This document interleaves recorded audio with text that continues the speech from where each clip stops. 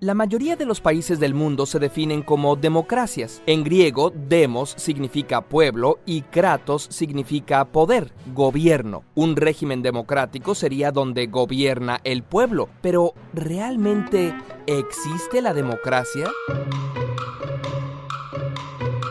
Las sociedades humanas se han organizado de distintas maneras a través del tiempo. Todo indica que en la Edad de Piedra, cuando los grupos no eran muy grandes y había pocas riquezas que acumular, el poder estaba bastante repartido y la única superioridad que se reconocía era la de los de más edad con respecto a los menores. Una de las primeras ciudades de las que se tiene registro es Cataloyuc, una sociedad de hace unos 8000 años en la que no había una persona especial a la que llamar gobernante. Pero todo cambió cuando se empezó a pensar que algunas personas eran más importantes que otras. Desde la prehistoria existieron chamanes o sacerdotes que servían como puente entre el mundo físico y el espiritual. Uno de sus trabajos era observar los astros que, se pensaba, tenían mensajes para los humanos. Desde que surgió la agricultura, este rol se hizo más importante. El mensaje de los astros indicaba cuándo sembrar y cuándo cosechar, por ejemplo.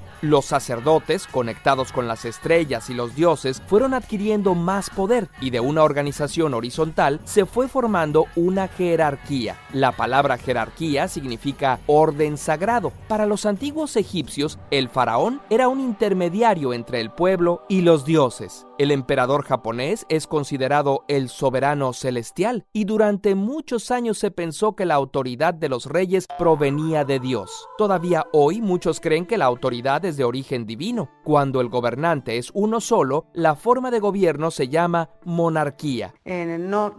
Y vamos a tener que disminuir nuestros privilegios y compartir con los demás.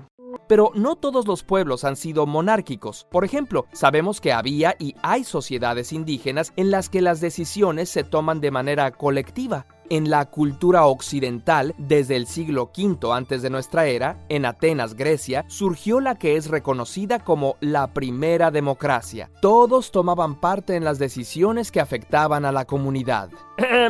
¿Todos? Bueno, no podías participar si eras un joven sin entrenamiento militar, si no poseías tierras, si tú o tus padres tenían deudas con la ciudad, si eras esclavo o si eras mujer. Se pensaba que solo los hombres con propiedades tenían derecho a decidir. Tuvieron que pasar muchos años para que el derecho al voto fuera para todos. Por poner un ejemplo, en Estados Unidos fue hasta 1870 que los hombres de ascendencia africana tuvieron derecho a votar. Y las mujeres lograron el reconocimiento a ese derecho hasta 1920. En México no se garantizó sino después de muchas luchas hasta 1953. ¿Lo puedes creer? El modelo de democracia que prevalece en la mayor parte de los países americanos y europeos está basado en las ideas de Montesquieu acerca de la división de poderes. La idea es que hay una parte del Estado que escribe las leyes, el poder legislativo, con sus diputados y senadores. Otra que interpreta esas leyes y resuelve disputas, el Poder Judicial, en el que están los jueces y magistrados. Y otra que ejecuta la ley y mantiene la responsabilidad por el gobierno, el Poder Ejecutivo, del que forma parte el jefe de Estado, que en muchos países es el presidente o el primer ministro, y los ministros o secretarios. Si la democracia funcionara como se supone, todos los ciudadanos elegiríamos mediante el voto a quienes forman parte de estos poderes. A partir de las opciones que nos proponen los partidos políticos, elegimos a nuestros representantes. O sea que, idealmente, podemos seleccionar a quién toma las decisiones por nosotros. Esto se llama democracia representativa. Pero tiene 3 inconvenientes. El primero es que hay más poderes que los 3 oficialmente reconocidos. A partir del siglo XX, los medios de comunicación cobraron tanta importancia, influyendo en la formación de la opinión pública y hasta en decidir quién ganaba las elecciones, que se empezó a decir que constituían un cuarto poder. También otras organizaciones como las iglesias y las grandes empresas tienen suficientes recursos como para influir en la toma de decisiones sociales, aunque no sean reconocidas como parte del Estado. A estas se les llama poderes fácticos. Y vamos a tener que disminuir nuestros privilegios y compartir con los demás. Un ejemplo, según encuestas, en Estados Unidos, el 66% de la población apoya un control de armas más estricto, pero la NRA, la Asociación Nacional del Rifle, un poder fáctico apoyado por los grandes fabricantes de armas, ha impedido que eso suceda. El segundo es que, aunque idealmente cada partido político representa a un sector de la sociedad, en la actualidad no pasa esto. Los miembros de los partidos forman su propio sector. Se le llama la clase política. Defienden sus propios intereses y suelen usar los intereses de la gente como meros lemas de campaña.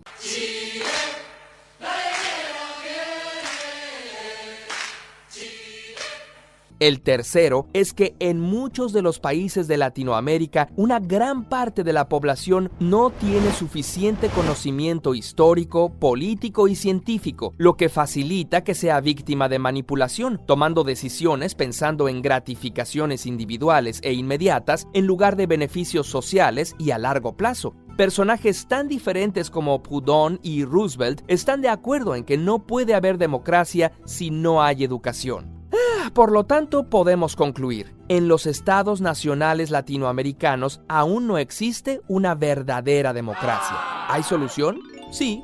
¿Cuál? Es importante que alcancemos mayores niveles de educación para convertirnos en una auténtica sociedad del conocimiento. Y aprendiendo, nos daremos cuenta de que son posibles otros modelos de organización, como la que existió en la Comuna de París o las que ya están practicando algunas comunidades indígenas, o como la democracia participativa, por ejemplo, en la que en lugar de elegir a quienes decidan por nosotros, seamos nosotros quienes tomemos las decisiones. Podemos empezar por formar parte de organizaciones de ciudadanos, trabajadores que exigen sus derechos, vecinos que mejoran su barrio, observatorios que vigilan a los medios y a los políticos. Tal vez llegue el día en que no necesitemos elegir gobernantes porque gobernaremos nosotros mismos. Por ahora, infórmate, organízate y a participar.